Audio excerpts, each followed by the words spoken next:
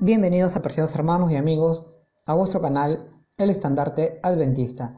Continuando con nuestros estudios acerca de nuestra preparación para el tiempo del fin, hoy vamos a desarrollar nuestra lección de escuela sabática correspondiente al sábado 24 de octubre de 2020, la cual tiene un tema especialmente importante para nosotros, pues tratará acerca de la obra del Espíritu Santo en el creyente.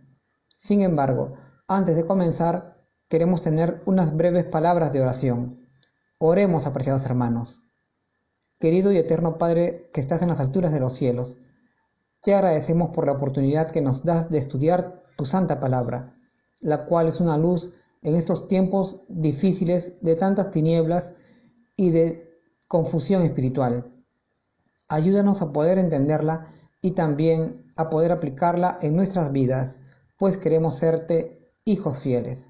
Te lo pedimos en el nombre de nuestro Señor Jesús. Amén. Bien, nuestra lección lleva por título La Virgen María y el Pentecostés. María significa fuerte y robusta.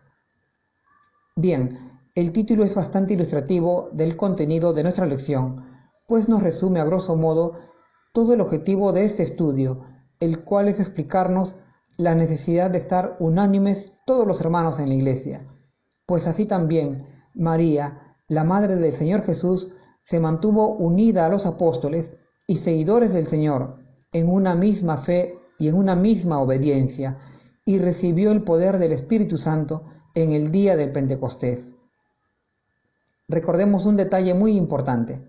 En San Juan 14, versos 15 y 16 se nos dice que si guardamos todos los mandamientos del Señor, entonces Dios enviará a nosotros el Espíritu Santo. En este sentido, la historia de la Virgen María nos sirve de marco de referencia para hablar de nuestra necesidad de estar unidos como una misma mente y una misma fe. Desarrollamos entonces, apreciados hermanos, esta necesaria e importante lección. En el párrafo de introducción se nos comenta acerca de la conducta humilde de la Virgen María, quien se sometió a Dios para que Él cumpliese en ella el divino propósito de enviar al Salvador del mundo aquí a la tierra.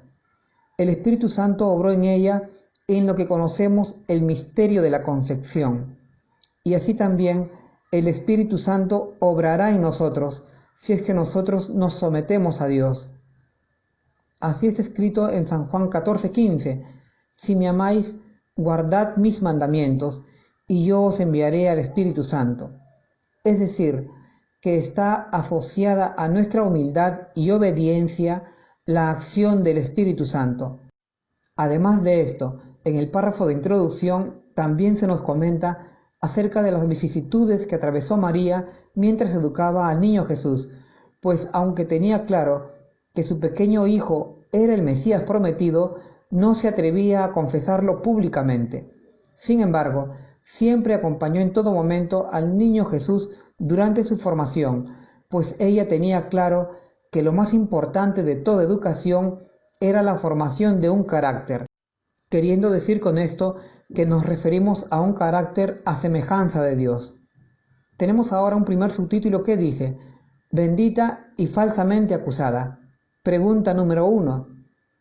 ¿Cómo fue descrita la Virgen María por el profeta Isaías y cómo sería considerada María por los cristianos y musulmanes durante las edades del cristianismo? Bien, la profecía del profeta Isaías declaraba que la Virgen concebiría y daría a luz un hijo, cuyo nombre sería Emanuel, que quiere decir Dios con nosotros. Esta misteriosa profecía que nos hablaba acerca de una Virgen y de un Salvador llamado Dios con nosotros, se cumplió unos 700 años después, allá en la pequeña ciudad de Nazaret, cuando una joven llamada María fue visitada por el ángel Gabriel, quien le trajo la noticia de que había sido elegida para ser la madre del Salvador del mundo. En Lucas capítulo 1, versos 32 y 33, encontramos las palabras del ángel Gabriel a María, explicándole que de ella nacería aquel que sería llamado Hijo de Dios, y que se sentaría en el trono de David y reinaría para siempre en la casa de Jacob. Y en Lucas capítulo 1, verso 48, encontramos la respuesta de la joven María al ángel Gabriel, a quien humildemente respondió que era muy dichosa por ser elegida para traer al Mesías al mundo. Y aunque en términos generales María sabía que de ella vendría el que sería el Mesías o el Cristo, sin embargo, ella no comprendería hasta el día de la resurrección de Jesús que la redención de Israel y de la humanidad en general sería a través de la muerte de su amado Hijo. Respecto de la subpregunta que nos dice, ¿cómo sería considerada María por los cristianos y los musulmanes en los años siguientes? Bueno, toda la cristiandad ha considerado a María como una gran mujer, pues fue exaltada para ser la madre del Señor Jesús, la madre del Salvador del mundo. Sin embargo, en los siglos posteriores, ella fue elevada a la categoría de diosa y terminó siendo adorada por los cristianos católicos. Y en esto tuvo mucho que ver la doctrina de la inmortalidad del alma, pues consideraba a María como inmortal y que estaría en el cielo acompañando a su Hijo Cristo Jesús en su obra de intercesión por los pecadores. Pasemos ahora a la pregunta número 2 que nos dice, siendo adolescente, esposada y embarazada, ¿qué se propuso hacer José para evitar su deshonra y muerte? ¿Y cómo hizo referencia Jesús a este evento años después? Bien, la Escritura nos dice en Mateo capítulo 1 versos 18 y 19 que cuando José se enteró que María estaba embarazada, ya no quiso casarse con ella, por lo que secretamente decidió dejarla. Sin embargo, un ángel se le presentó en sueños y le dijo, no tengas miedo de casarte con ella, pues no ha hecho nada malo. Y le explicó todo lo que había acontecido respecto a su embarazo. Entendiendo esto, José se casó con María y juntos esperaron el nacimiento del niño Jesús. De esta manera, el humilde y justo José evitó que la joven María hubiese sido condenada a morir apedreada, pues esta era la suerte que corrían aquellos que en el pueblo judío cometían adulterio. Ahora, respecto de la subpregunta que nos dice, ¿cómo hizo referencia el Señor a este evento años después? Bueno, el Señor Jesús señaló que solamente por causa de fornicación o adulterio una pareja se podía divorciar. En este sentido, cuando José quiso dejar a María por verla embarazada, estaba actuando de acuerdo a la ley, aunque como sabemos, María no había cometido adulterio, sino que su embarazo era producto de un milagro. En Mateo capítulo 19 y verso 9, el Señor Jesús declara que el que se divorcia de su esposa, a no ser por fornicación, y se casa con otra, comete adulterio, dejando en claro con esto de que la separación se justificaba solamente en caso de adulterio. Ellen White nos comenta acerca del embarazo de María, el cual no pasó desapercibido para los fariseos, pues durante el ministerio del Señor Jesús sacaron a relucir este hecho como si fuera una mancha en el nacimiento del Señor, pero con esto pasaban por alto la profecía de Isaías 7:14, que decía que la Virgen tendría un hijo, el cual sería Dios con nosotros. Si tan solo hubiesen tenido en cuenta esta profecía, no habrían negado al Señor Jesús. Pasemos ahora a la pregunta número 3 que nos dice, según la tradición y la genealogía, ¿de quién era descendiente María? Y por lo tanto, ¿a qué estaba sujeta como humana de carne y sangre? Bien, esta pregunta es muy interesante, pues en la Biblia no se indica explícitamente la genealogía de María, la madre del Señor Jesús. Sin embargo, hay una manera de conocerla por un método indirecto, el cual es a través de la genealogía de su Hijo, el Señor Jesús. Pues en la Biblia sí tenemos información sobre la genealogía del Señor. En otras palabras, hermanos, siguiendo la genealogía de Cristo Jesús, podremos conocer la genealogía de María, la Madre del Señor. Veamos entonces los versículos bíblicos que nos pueden ayudar a conocer esto. En Mateo capítulo 1, verso 1, se nos dice lo siguiente, que el Señor Jesús era hijo de David e hijo de Abraham. Y en Romanos capítulo 1 y verso 3 se nos dice que según la carne, el Señor Jesús era del linaje de David. Y por último, en San Juan capítulo 7 y verso 42 se nos dice que el Cristo había de venir del linaje de David. Ahora, reuniendo toda esta información, concluimos que el Señor Jesús descendía genealógicamente del linaje de David y del linaje de Abraham. Y puesto que José no fue su padre natural, pues no participó en su concepción, entonces esta descendencia genealógica que traza la Biblia acerca del Señor Jesús solo puede corresponder a María, pues solo ella proveyó el 100% del material genético para el Señor Jesús. Concluimos entonces que María, la madre de Cristo, también era del linaje de David y del linaje de Abraham, lo mismo que Cristo Jesús. De todas formas, siguiendo la tradición judía, se ha registrado el linaje del Señor Jesús, tanto por Mateo como por Lucas, de acuerdo al linaje de su padre José, el cual también pertenecía a la casa de David. Ahora, respecto de la subpregunta que nos dice, según la carne, ¿a qué estaba sujeta María? Bueno, como todo ser humano, María también estaba sujeta a las pasiones humanas. Así nos lo declara el texto de Romanos 7:5, que nos dice, por cuanto estábamos en la carne, las pasiones pecaminosas obraban en nuestros miembros y llevaban fruto de muerte.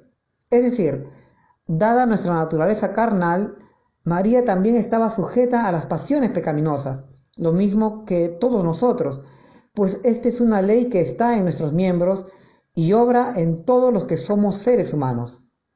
Ahora, esto es así a menos que recibamos ayuda o poder desde el cielo para resistir nuestras tendencias naturales a pecar. Aquí hay que tener en cuenta, hermanos, que desde la caída de nuestro padre Adán allá en el Edén, nuestra capacidad para resistir o soportar la tentación se debilitó. Por eso es que desde allí todos pecamos. Sin embargo, Dios envió a su Hijo Jesús al mundo para ayudarnos a afrontar y a vencer al pecado. Pasemos ahora a la siguiente pregunta. Tenemos otro subtítulo que dice, el Hijo de María e Hijo de Dios. Pregunta número 4. ¿De quién era el Hijo de María y dónde fue educado su Hijo? Bien, de acuerdo a la Escritura, el Hijo que tendría María sería en realidad el Hijo de Dios. ¿Y esto cómo lo explicamos? Bien, teniendo en cuenta el contexto de este relato, hemos visto que María no estaba embarazada de José ni de ningún hombre alguno, pues ella era virgen, y sin embargo había quedado embarazada.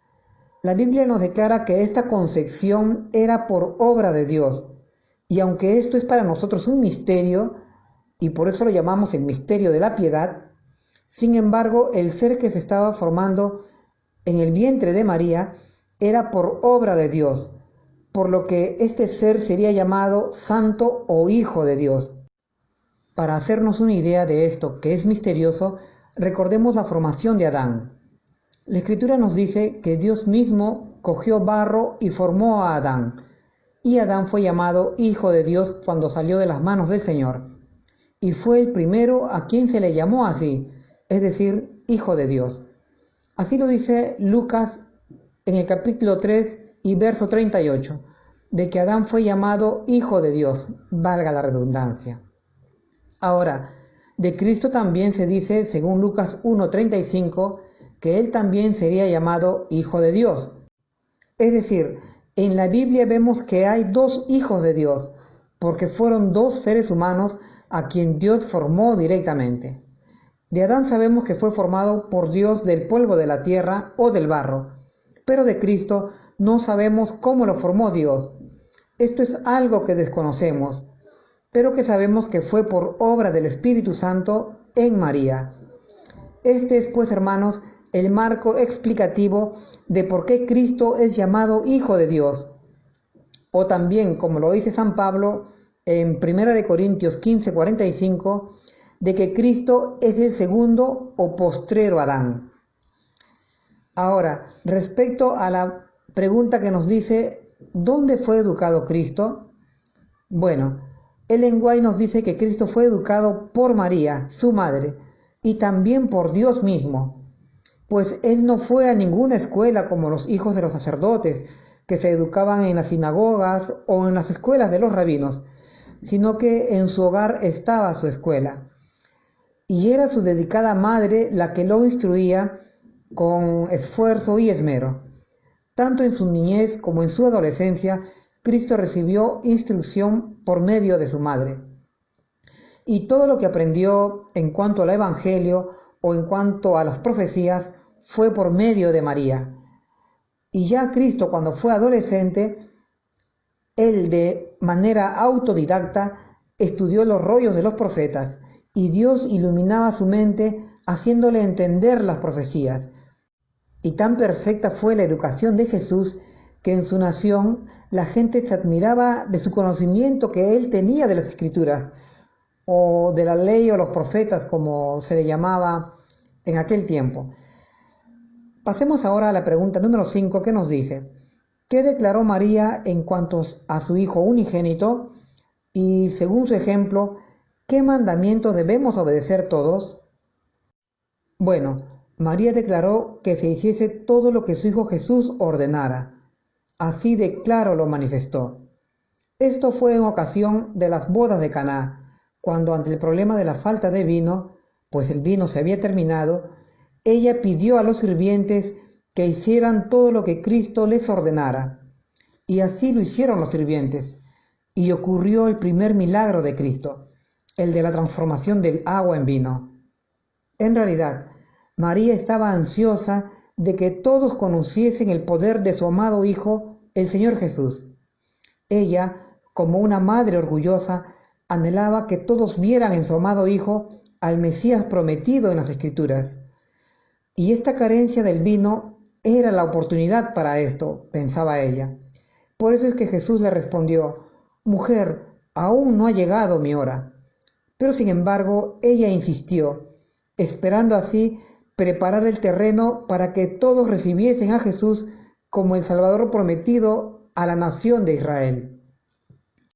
Esta declaración de María es una importante enseñanza para nosotros, pues si seguimos este consejo de hacer todo lo que el Señor nos ordena en su palabra, entonces habrá un milagro o una transformación en nuestras vidas y pasaremos de ser hijos de las tinieblas a ser hijos de la luz o de Dios. Ahora, respecto de la subpregunta que nos dice, ¿qué mandamiento debemos todos obedecer? Bueno, si realmente hemos creído y aceptado a Cristo como nuestro Señor, debemos de obedecer o de guardar todos sus mandamientos. Y cuando decimos todos, queremos decir todos, incluido el cuarto mandamiento o mandamiento del Santo Sábado, que es el mandamiento olvidado. Así está escrito en Hebreos 4:9, que nos dice que falta un reposo para el pueblo del Señor, es decir, falta guardar el mandamiento del día de reposo o mandamiento del Santo Sábado. Y si así lo hacemos, entonces Dios derramará sobre nosotros el don de su Santo Espíritu. Así está escrito en San Juan 14:16, de que si obedecemos sus mandamientos, entonces Dios enviará sobre nosotros el Espíritu Santo. Pasemos ahora a la siguiente pregunta. Tenemos un subtítulo que dice, la lluvia temprana y tardía. Pregunta número 6. ¿Cuál fue el gran evento profetizado por Simeón que transformó la vida de María y quién la cuidó en sus últimos años? Y en el día del Pentecostés, ¿dónde hallamos a María? Bueno, la Escritura nos dice que cuando José y María fueron al templo de Jerusalén a presentar al niño Jesús, encontraron allí a un anciano, quien había ido al templo movido por el Espíritu Santo. Y cuando este anciano vio al niño en brazos de María, pronunció una profecía que decía, «Este niño está puesto para ruina y levantamiento de muchos en Israel, por señal de contradicción y para que se manifiesten los pensamientos de muchos corazones, mientras a ti una espada traspasará tu corazón. En estas palabras del anciano Simeón se anunciaba el papel del niño Jesús como Salvador del mundo, papel en la que su madre estaría involucrada, pues ella vería con gran dolor los padecimientos de su Hijo Cristo Jesús hasta su muerte en la cruz. Estas palabras llenaron de consternación la mente de María, pues aunque ella entendía que su pequeño niño sería el Salvador de su nación Israel y que se sentaría en el trono de David, sin embargo, ella no sabía cómo es que sería llevada a cabo esta salvación. Es decir, ella no entendía que sería con la muerte de su amado hijo que se conseguiría todo esto. Por eso es que quedó afligida cuando escuchó que una espada traspasaría su corazón. Las escenas del Calvario le harían comprender esas proféticas palabras del anciano Simeón, y sintió el dolor de ver a su hijo crucificado en la cruz del Calvario hasta su muerte. Sin embargo, como todos nosotros sabemos, esto fue solo por 3 días, pues después de 3 días el Señor Jesús resucitaría de la tumba. Sin embargo, María no comprendía esto. Si tan solo ella hubiese comprendido las profecías, se habría ahorrado tanto sufrimiento, nos dice Ellen White. Habría soportado mejor el dolor de ver a su hijo padecer y morir ahí en la cruz del Calvario, pues después de 3 días ella lo volvería a recibir. Sin embargo, ella padeció en gran manera por los sufrimientos de su hijo, pues ella creyó que lo perdería irremediablemente. Tenemos también una subpregunta que dice: ¿a quién encargó el Señor Jesús a su madre? Bueno, vemos que allá en la cruz del Calvario, el Señor Jesús, en sus últimos momentos de agonía, pensó en su amada madre, y por eso la dejó encargada bajo el cuidado del apóstol Juan, su joven y fiel discípulo.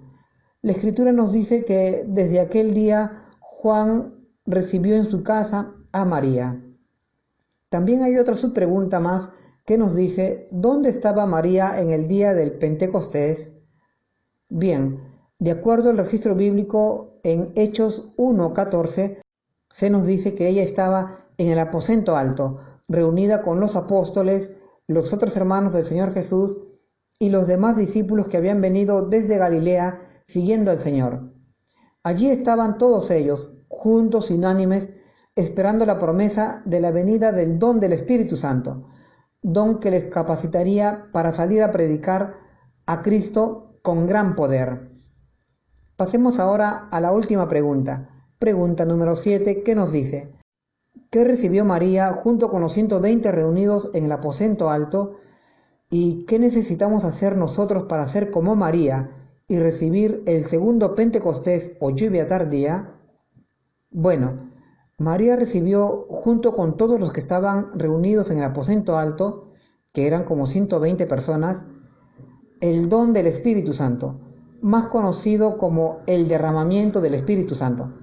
En realidad, en el aposento alto, aquel lugar en donde el Señor Jesús recibió la última cena con sus 12 apóstoles, se hallaban reunidos allí todos sus seguidores, incluida María y los hermanos de Jesús, aquellos que en un principio no creían en él.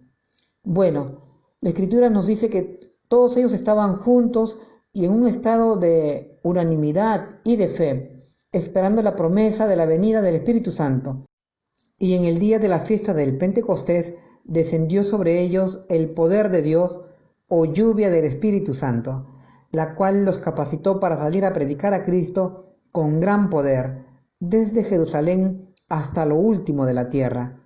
Y como está escrito en la segunda epístola de San Pedro, capítulo 2, verso 9, María y los 120 seguidores de Jesús salieron a anunciar a aquel que los llamó de las tinieblas a su luz admirable, es decir, a Cristo Jesús como Redentor de la humanidad.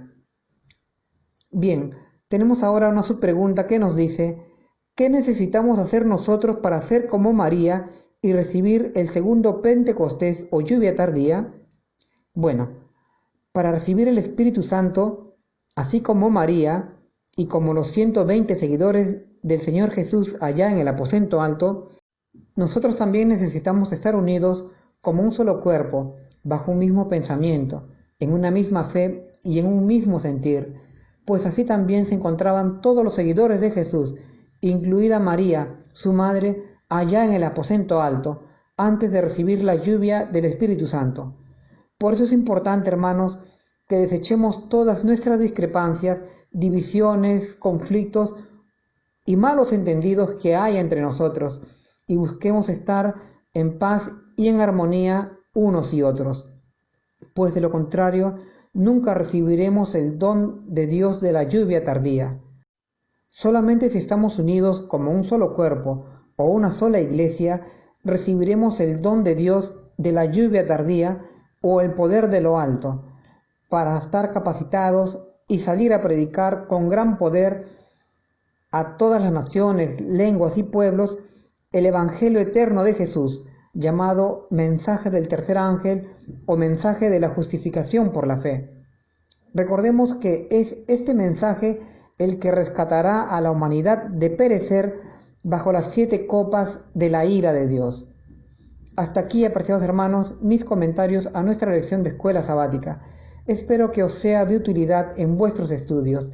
Es mi deseo en el nombre del Señor Jesús. Amén.